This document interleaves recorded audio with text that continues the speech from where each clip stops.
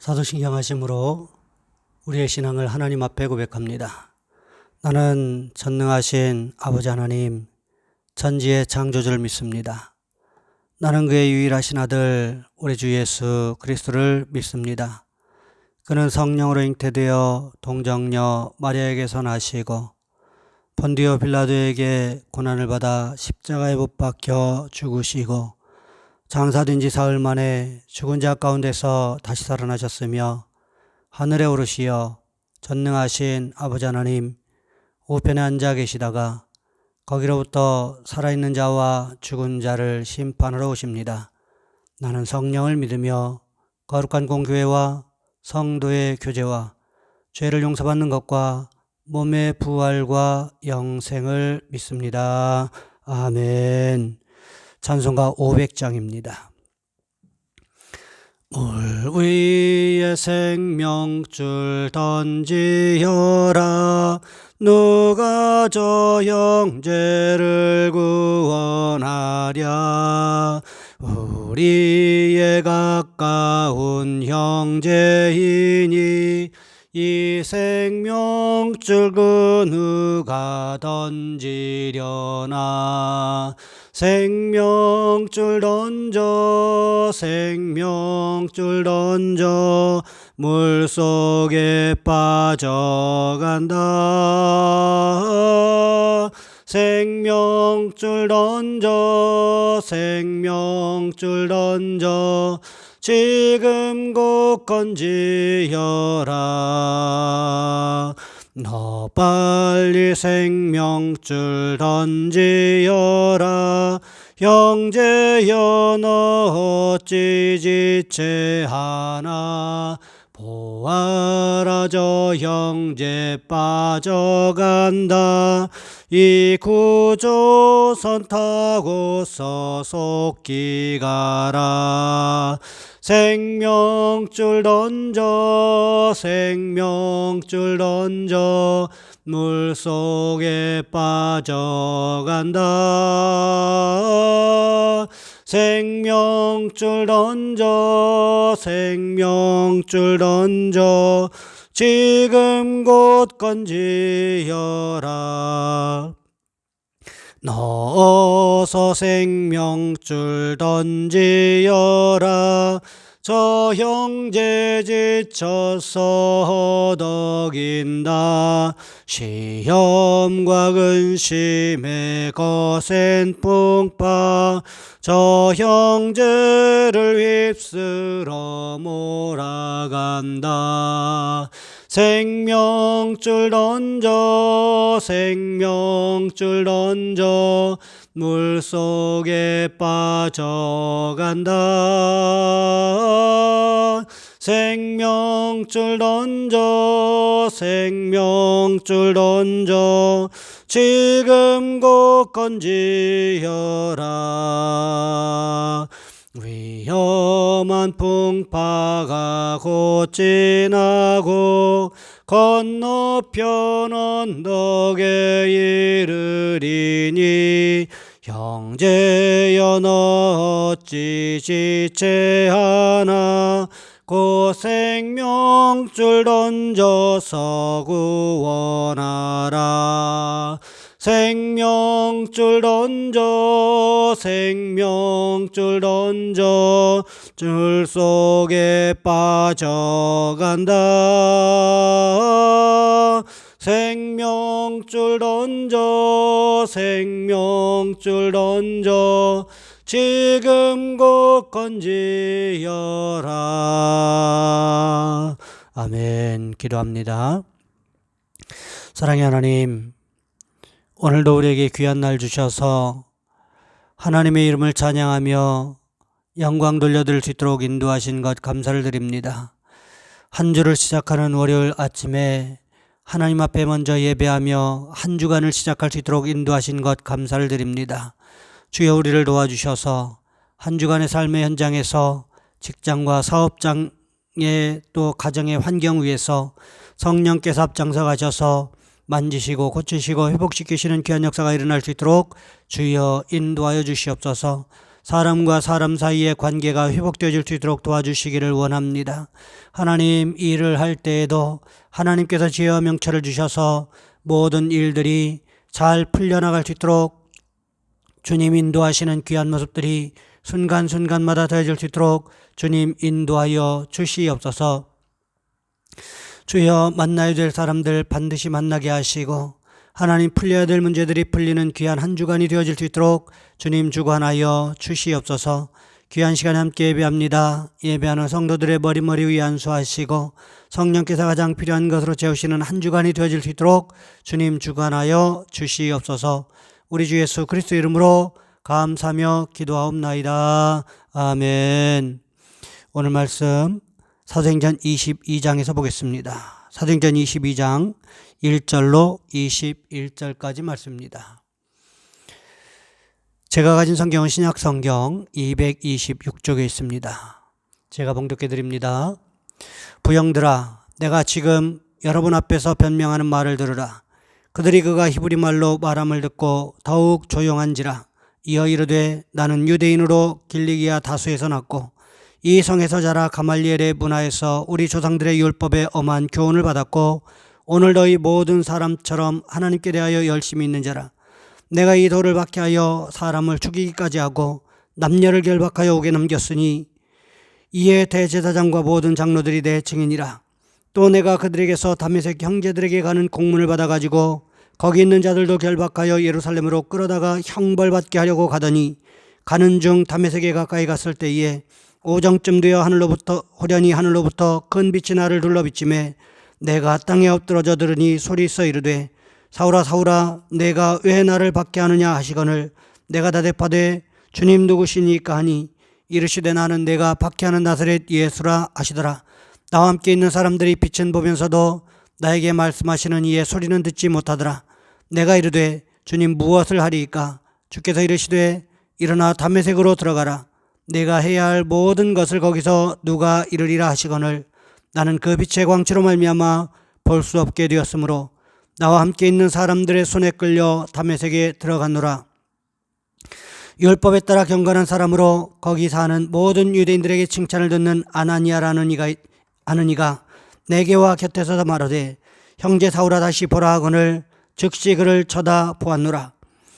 그가 또 이르되, 우리 조상의 하나님이 너를 택하여 너로 하여금 자기 뜻을 알게 하시며 그 의인을 보게 하시고 그 입에서 나오는 음성을 듣게 하셨으니 내가 그를 위하여 모든 사람 앞에서 내가 보고 들은 것의 증인이 되리라. 이제는 왜 주저하느냐? 일어나 주의 이름을 불러 세례를 받고 너희의 죄를 씻으라 하더라. 후에 내가 예루살렘으로 돌아와서 성전에서 기도할 때에 황홀한 중에 봄에 주께서 내게 말씀하시되, 속히 예루살렘에서 나가라.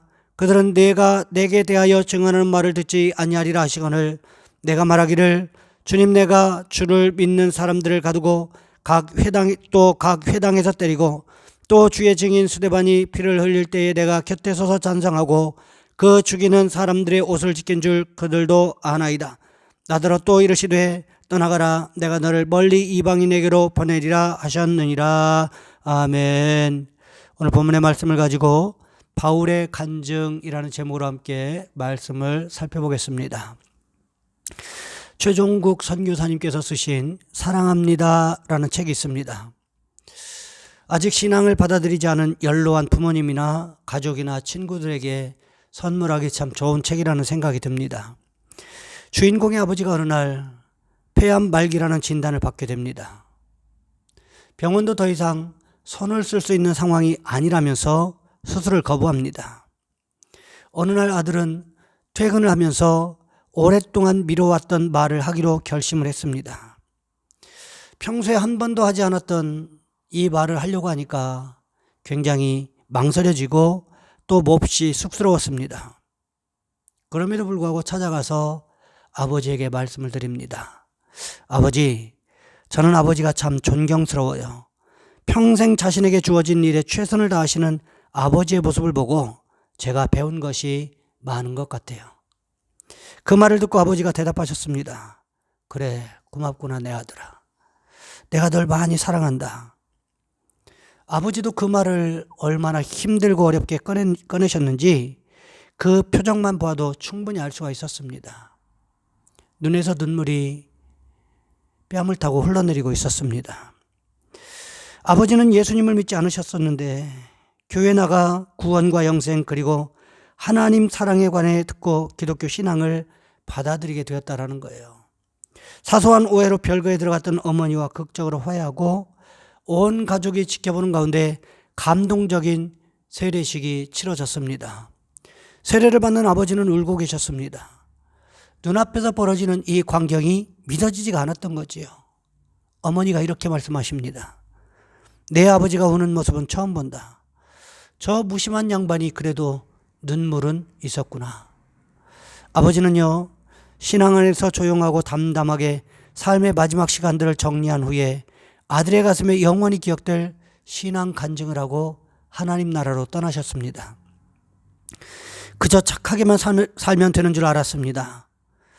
그러나 병들어 죽어가면서 내가 아무리 착하게 살았어도 죽음 앞에서는 아무도 나를 도와줄 수 없음을 깨달았을 때, 그때서야 비로소 눈을 떴습니다. 나를 도울 수 있는 분은 오직 그분 한 분뿐이라는 것을. 이제 부끄럽지만 아버지 앞으로 가려고 합니다. 예수님이 내 모든 부끄러움과 고집스러움을 십자가에서 다 용서해 주셨으니 오직 예수님이 나를 위해 죽으셨다는 말씀만 가슴에 새기고 가려 합니다. 예수님이 나를 위해 모든 고난 당하셨고 나의 모든 죄를 다 갚아주셨기에 오직 그분의 의지에 하나님 아버지께 가려 합니다. 이 땅에서의 시간은 참 빠른 것 같습니다. 그러니 오늘 더 많이 사랑한다고 말해야 합니다. 더 많이 기뻐하고 더 많이 감사해야 합니다. 여러분, 우리에게 누구나 죽음이 오지만 예수님을 영접한 우리에게는 죽음을 이기는 능력, 믿음의 고백이 있음을 우리는 알아야 된다는 거지요. 그러기에 우리는 우리 자신의 신앙 간증을 준비할 수 있어야 된다는 것입니다. 오늘 본문에도 보시면 로마 군인에게 체포된 바울이 천부장에게 부탁해서 유대인들에게 다시 한번 말할 수 있는 기회를 얻었습니다. 그때 바울이 자신이 길리기아 다소에서 태어났고 율법으로는 가말리엘의 문화에서 배운 사람이라고 이야기를 했습니다. 얼마나 율법을 철저하게 따랐던지 예수님을 믿는 사람들을 박해하기까지, 심지어는 집집마다 다 다니면서 샅샅이 뒤져서 예수 믿는 사람들을 끌어낼 정도로 열심히 아주 특출했다라고 이야기하고 있습니다. 심지어 오늘 본문 20절 말씀에 보시면 이렇게 기록합니다. 또 주의 증인 스데반이 피를 흘릴 때에 내가 곁에 서서 찬성하고 그 죽이는 사람들의 옷을 지킨 줄 그들도 아나이다. 바울이 예수 믿기 이전에 자신의 모습을 정확히 기억하고 있습니다. 그랬기에 바울은 디모데전서 1장 15절 말씀에서 이렇게 고백하고 있습니다. 미쁘다 모든 사람이 받을 만한 이 말이요, 그리스도 예수께서 죄인을 구원하시려고 세상에 임하셨도다 하였도다. 죄인 중에 내가 괴순이라. 바울의 간증은요, 예루살렘 교회 성도들을 핍박한 사건부터 스데반 안수 집사님을 돌로 쳐 죽인 이 사건부터 시작되고 있다라는 거지요. 바울이 예루살렘에 있는 예수 믿는 사람들을 집집마다 다 돌아다니면서 샅샅이 뒤져서 다 잡아들인 후에 다메섹이라는 도시로 도망간 예수 믿는 사람들을 체포하기 위해서 대제사장과 서기관들에게, 장로들에게서 공문을 받았다는 거예요. 하지만 다메섹에 거의 도착해 갈 무렵에 바울의 인생에 주님께서 극적으로 개입하셨다는 거지요. 오늘 보면 6절부터 8절까지 말씀해 보시면 이렇게 기록하고 있습니다. 가는 중 다메섹에 가까이 갔을 때에 오정쯤 되어 후련히 하늘로부터 큰 빛이 나를 둘러비치매 내가 땅에 엎드러져 들으니 소리써 이르되 사울아 사울아 내가 왜 나를 핍박하느냐 박해하느냐 하시거늘 내가 대답하되 주님 누구시니까 하니 이르시되 나는 내가 박해하는 나사렛 예수라 하시더라. 여러분, 사실 바울은요, 예수님을 직접적으로 박해한 적이 단 한 번도 없었습니다. 단지 예수 믿는 사람들만 박해했을 뿐이에요. 나사렛 이단 괴수로 알고 있던 그 예수를 맹목적으로 추종하고 있다는 그 생각에 이 사람들을 박해했던 것 밖에는 없었다는 거죠. 그런데 지금 바울에게 주님은 어떻게 물어보십니까? 사울아 사울아 내가 왜 나를 박해하느냐? 바울이 이 소리를 듣고 물었지요. 주님 누구십니까? 나는 당신을 박해한 적이 없는데 당신이 누구시기에 내게 그런 말씀을 하십니까? 그때 선명하게 들려오는 목소리가 있었습니다. 나는 내가 박해하는 나사렛 예수라. 바울은 예수님에 대한 이야기가 전부 가짜라고 생각했는데 지금 그 예수님이 자기를 찾아와서 말씀하고 계시는 것을 보고는 얼마나 혼란스러웠겠냐는 거예요. 예수님은 바울이 먼저 찾아올 때까지 기다리지 않으셨어요. 핍박자 바울, 박해자 바울이 직접 찾아가셨고 또 먼저 이름을 불러주시고 만나주셨다는 것입니다. 바울은 자신을 찾아오신 주님께 질문합니다. 오늘 보면 10절 말씀해 보시면 이렇게 기록합니다. 주님, 무엇을 하리이까? 그러자 주님께서 바울에게 대답하시지요. 일어나 다메섹으로 들어가라. 내가 해야 할 모든 것을 거기서 누가 이르리라.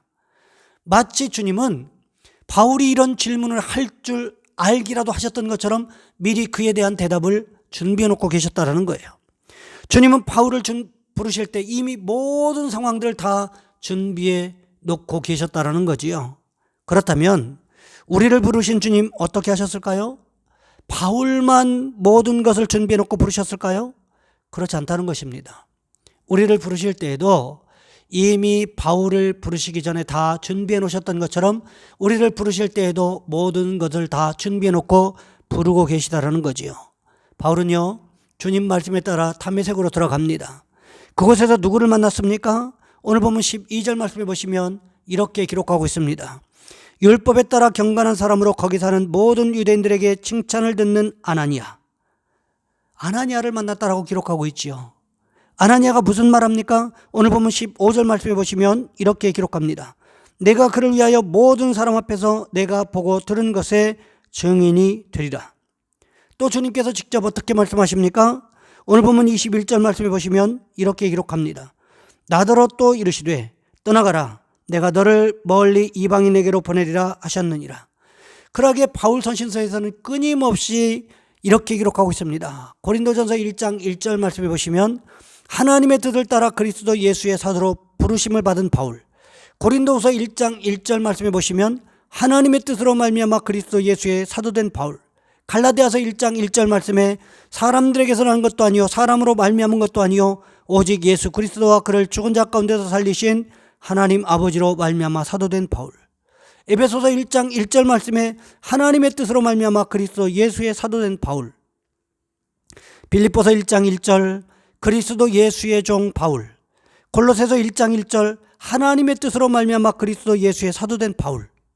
이렇게 바울은요 서신서마다 가장 첫머리에 자신이 주님으로부터 직접 부르심을 받았다라는 것을 셀프 인정하고 있다라는 것입니다. 다른 사람은 인정하지 않을지 몰라도 자신을 부르고 주님께서 주신 이방인의 사도라는 사명을 한순간도 잊지 않았음을 바울은요 이렇게 서신서에서 곳곳에서 기록하고 있다라는 거지요. 여러분, 우리는 어떻습니까? 주님께서 우리를 부르셨을 때에 우리 한 사람 한 사람에게 주신 사명이 분명히 있다라는 거지요. 그저 나 혼자 잘 먹고 잘 살게 하기 위해서 부르신 것이 아니라 주님 나라의 확장을 위해서 내게 주신 사명이 분명히 있다는 것입니다. 바라기는 우리도 우리 주님께서 주신 사명을 잘 기억하여 간증하시는 저와 여러분 우리 모두가 되시기를 주님의 이름으로 부탁을 드립니다. 이 시간 우리 한 목소리 함께 기도합니다. 우리도 바울처럼 확실한 간증을 가지게 도와주옵소서. 그 간증을 가지고 우리도 복음을 전하게 도와주옵소서. 이 시간 우리 주여 한번 간절히 부르신 후에 한 목소리 함께 기도합니다. 주여, 사랑의 하나님, 우리를 도와주시기를 원합니다.